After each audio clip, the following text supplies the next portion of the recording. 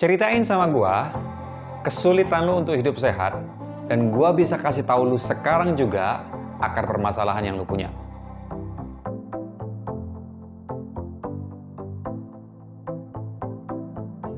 Gimana caranya gua tahu? Dari begitu banyak orang yang cerita sama gua tentang bagaimana proses mereka untuk menguruskan badan, mulai dari jaga pola makan, hitung kalori, minum asupan pengurus badan dengan merek tertentu, sampai olahraga rutin. Tahu nggak bahwa jarang sekali orang yang bisa mencapai goal yang mereka inginkan? Nah, masalah mereka sebenarnya itu apa sih? Tahu nggak bahwa sebenarnya masalah mereka itu sederhana?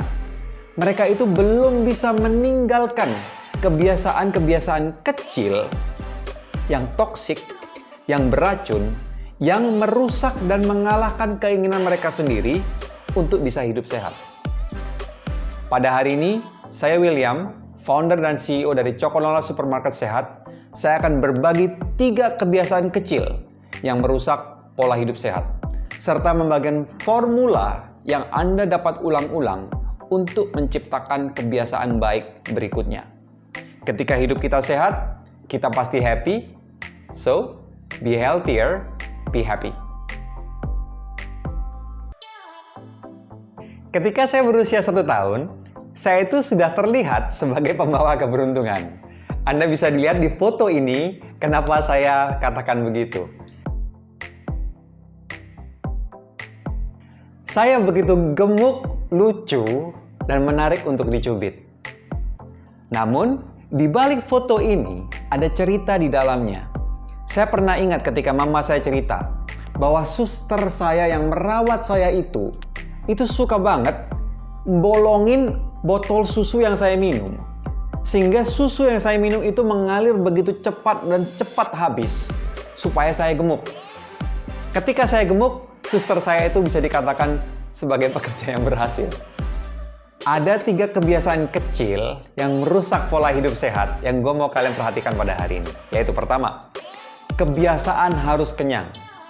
Sebagai orang Indonesia, mudah sekali kita terpatri dengan konsep bahwa makan itu harus kenyang. Coba kita pikirin, di jam makan siang, lu lebih pilih makan di warteg atau makan di mall?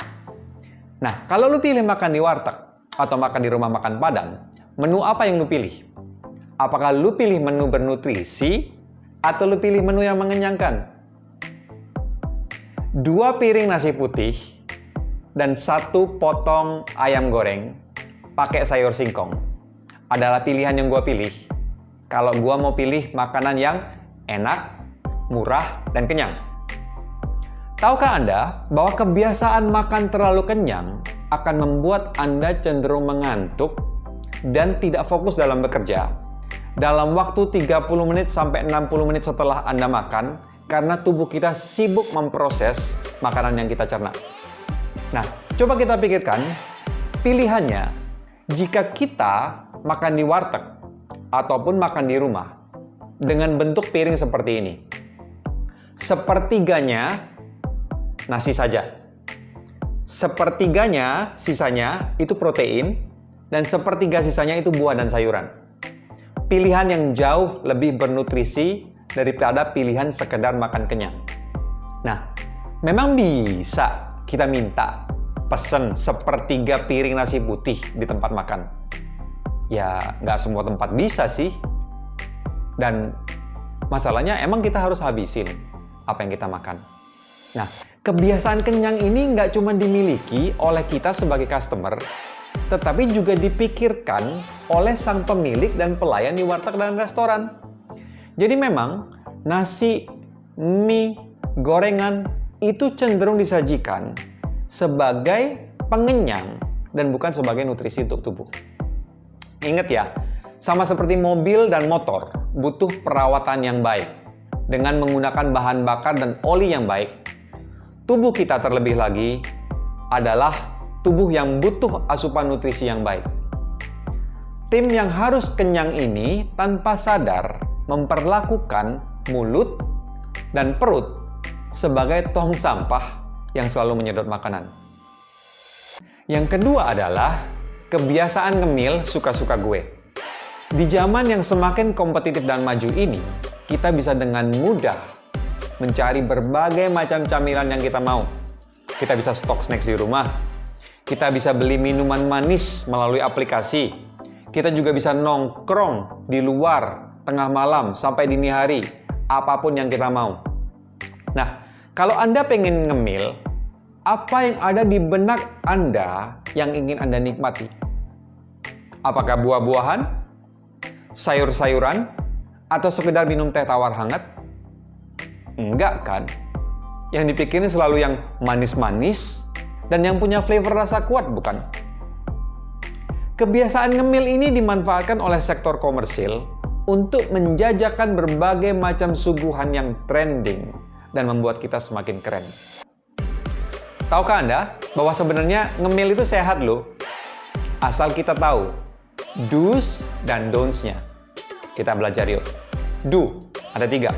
1. Minumlah air yang cukup. 2. Cemillah makanan bernutrisi. 3. Cemil dengan jeda waktu yang cukup di antara makan berat. Don'ts. 1. Minum gula dengan air. Banyak sekali di aplikasi ya, sekarang kita beli minuman yang itu air tambah gula. Kedua, jangan beli cemilan di top 10 best sellers di aplikasi food delivery Anda. Coba cek, makanannya apa aja tuh top 10. 3, jangan nyemil karena stres atau karena nggak bisa tidur. Oke?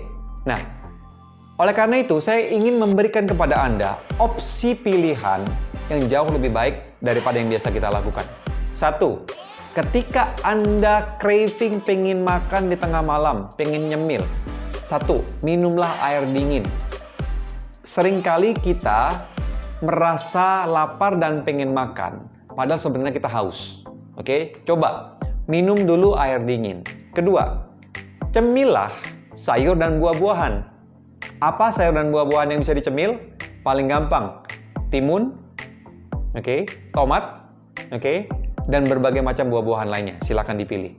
3, pakailah dan makanlah cemilan tanpa gula atau rendah gula. Ada keripik, ada trail mix, ataupun snack-snack di belakang ini, cemilan dengan rendah gula dan tanpa gula. 4, pilihan yang keempat adalah jika Anda sanggup untuk menghindari makanan-makanan tersebut, carilah aktivitas lain supaya kalau lagi craving, Anda tidak makan. Nah, mengubah kebiasaan ngemil ini sulit sekali dan tidak bisa dilakukan tanpa kesadaran yang tinggi maupun kemauan yang tinggi. Jadi perlu support dari orang-orang di sekitar kita. Mulailah dari mencatat dan menjurnal apa yang Anda makan dan apa yang Anda minum secara harian, secara detail supaya Anda tahu kebiasaan Anda sendiri. Kebiasaan yang merusak yang ketiga adalah kebiasaan mager. Saya pernah dengar Bapak Sandiaga Uno pernah bilang bahwa generasi sekarang ini adalah generasi rebahan. Namun Pak Sandiaga Uno tidak percaya. Dan dia percaya bahwa generasi ini adalah generasi perubahan. Dan saya percayakan hal itu. Digitalisasi dunia memaksa kita untuk duduk di depan komputer, HP, dan TV selama berjam-jam dalam satu hari. Saat ini kita bisa tiduran di ranjang dan melakukan berbagai macam aktivitas yang berguna.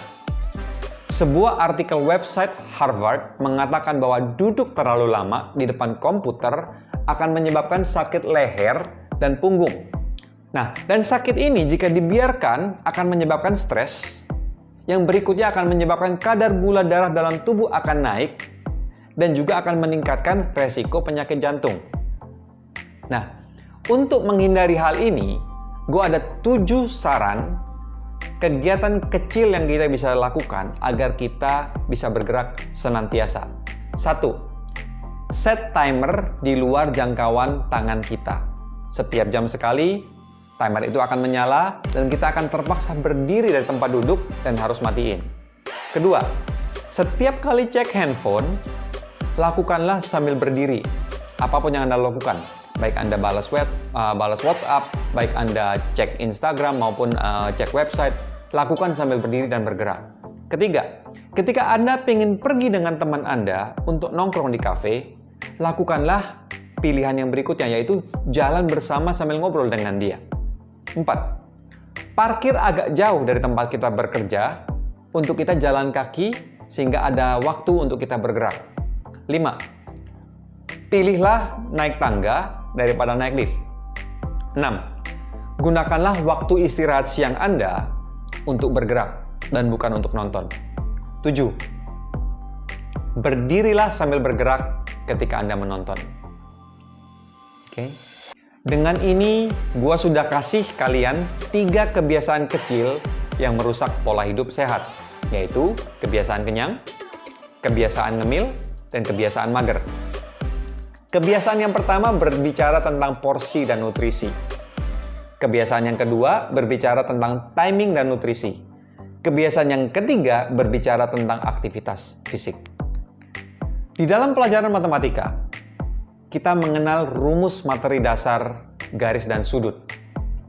Sebuah sudut dikatakan sebagai sudut lancip ketika sudutnya kurang dari 90 derajat. Dengan menggunakan sistem koordinat X dan Y, saya akan menjelaskan formula untuk mencari pokok permasalahan kebiasaan yang toksik. Saya coba gambarkan langsung di depan komputer sebuah sistem koordinat X dan Y, di mana sumbu X adalah jumlah waktu yang berjalan dalam satuan tahun, dan Y adalah jumlah kebiasaan yang salah. Satu kebiasaan yang salah, kalau kita lakukan secara terus-menerus selama 10 tahun, akan membawa kita semakin melenceng jauh dari pola hidup yang tepat. Bayangkan apa yang terjadi kalau Anda punya 10 kebiasaan kecil yang salah. Dan bayangkan apa yang terjadi 10 tahun ke depan jika tidak segera Anda benahi sekarang. Sudutnya tetap sama, tetapi jaraknya akan semakin jauh.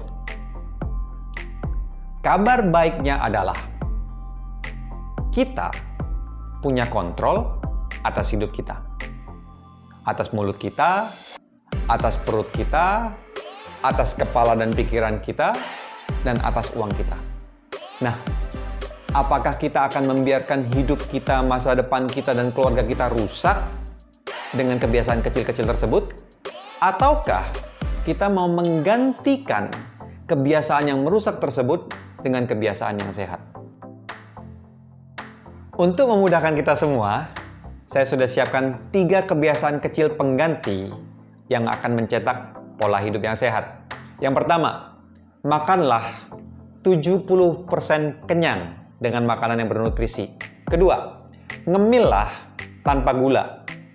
Ketiga, sering-seringlah berdiri dan bergerak. Dan saya tambahin, berolahragalah 4 kali dalam seminggu. Oke?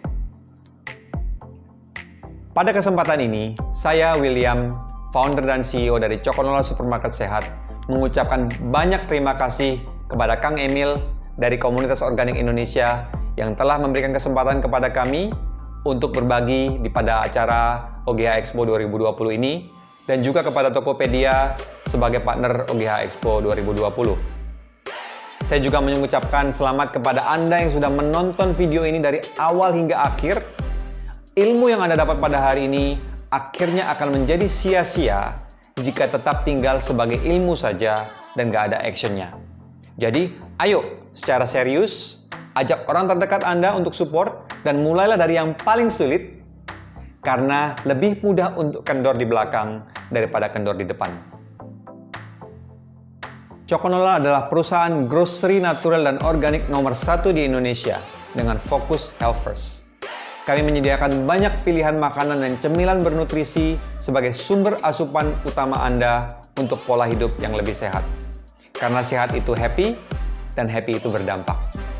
Be healthier, be happy. Sampai jumpa!